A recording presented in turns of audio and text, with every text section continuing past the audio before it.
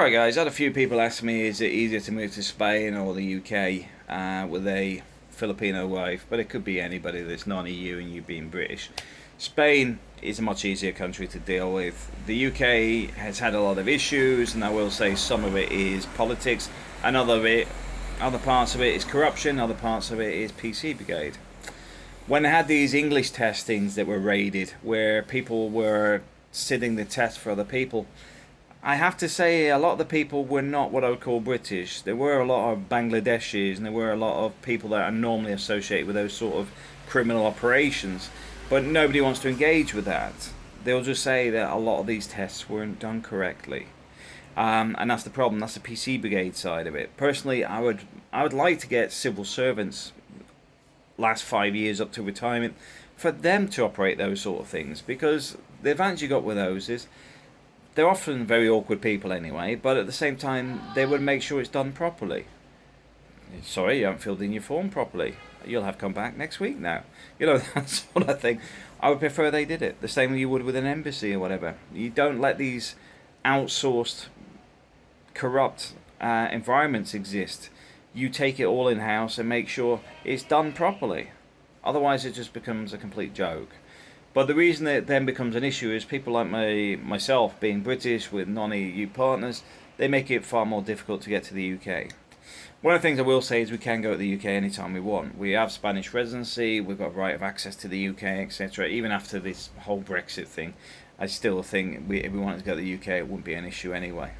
But at the same time, if you are looking to get to Europe, a lot of people arrive through the Schengen route. Schengen route is basically a route where non-EU partners or family can travel with EU family. So it could be your brother, could be your sister, could be your aunt, uncle, whatever, or your wife. And it's a tourist visa. But what happens, a lot of people go on holiday somewhere and then settle somewhere else in Europe. And before, a lot of people used to settle for 3 or 4 months and then eventually transfer to the UK. I have seen in the last 2 years, though, more people coming from the UK to Spain because of the lack of trust in the UK system. Because even people from the EU are struggling with the UK system due to the poor administration, etc. I would say a lot of it is very backhanded and done on purpose, and that's why I like Spain. Spain has bureaucracy. It does take ages. At the same time, they're not delaying forms and telling you haven't filed it on time. Here, they'll just put you back a month and say come back next month. You can go for an appointment here and it'll say come back in 2 months. It's already fully booked. At the same time, they're not going, oh, well, your visa's ran out because you can't get it administered because we haven't got enough people, blah, blah, blah. It's not the UK. People here are a little more social on that side and a bit more understanding of the system. You also got to understand that you don't get nothing from Spain. They want you to have private medical insurance, and they want you to show that economically you can look after yourself. The world has enough parasites. A lot of countries don't want any more. And this is why here you arrive with nothing, ain't got nothing, they ain't giving you nothing. But in the same way, if you go to the UK, the amount of people I know that simply abuse the system and arrive there for it. And you may think, oh, Matt, you can't talk about immigrants like that or whatever. I say, I spent a lot of time around Birmingham, London, and other areas where people have arrived because the social system allows them to make a living there. And I say make a living is living off the social system. People that go in full-time education long term, people that have lots of children, and they do a lot of things purely for the financial benefit of the system.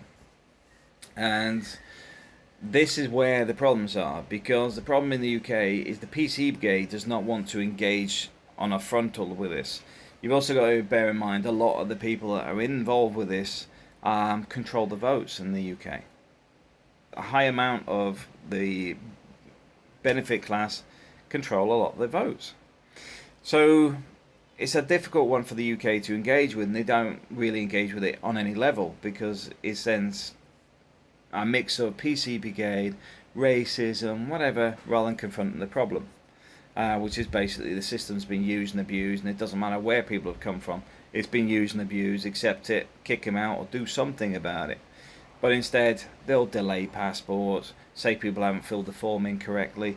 And I was reading something recently, I think about 75% of appeals 75% of the appeals relating to, I think it was non-EU families, have won their cases against the British government. Which means, for me, it sounds very much like they're doing the same as they do with unemployment, where they put people on these one-day training courses, or they transfer them into, what do you call it, the administration, because they'll book an appointment for them to be at the job centre and on a course at the same time, same day. Can't be in both places at once, so then they strike him off. It then goes up to tribunal to get their money back, and it just goes around in circles. But at the same time, it takes thousands of people out of the system temporarily. But it's expensive. But it doesn't fix the problem either. It just makes the figures look better than they really are, and just wastes a lot of people's time. But coming to Spain is far easier. Far, far easier. You get into the system. You start off with your NIE. As the EU, like myself, you start off with getting your bank account set up, your NIE set up, your residence, your accommodation set up with a contract of tenancy. Then you get your padrón. Your padrón is a document that is the electoral roll, and you can add your family members to that because it's tied with your NIE anyway, and you can put your whole family on there. So you're now existing in Spain.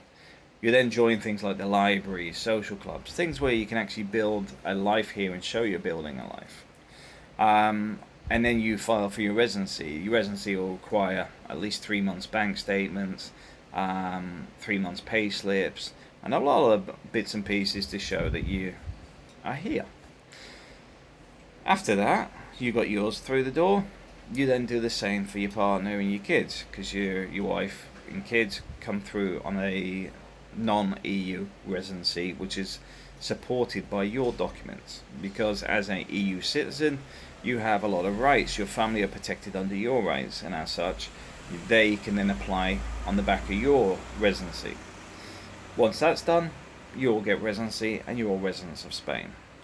Now, if you're from the Philippines, depending how you go about it, you can go for full-blown citizenship within 2 to 5 years. If you can show your ancestral connections, etc., it's about 2 years. Or if you just sit around, it's 5 years. You will, like I said, you will need medical insurance, and it's good to actually show that you're working and all that sort of stuff, because they want to see where the money's coming from. I did confuse them a lot with having money from outside of Spain at the local office. The main office up in Alicante, knew straight away.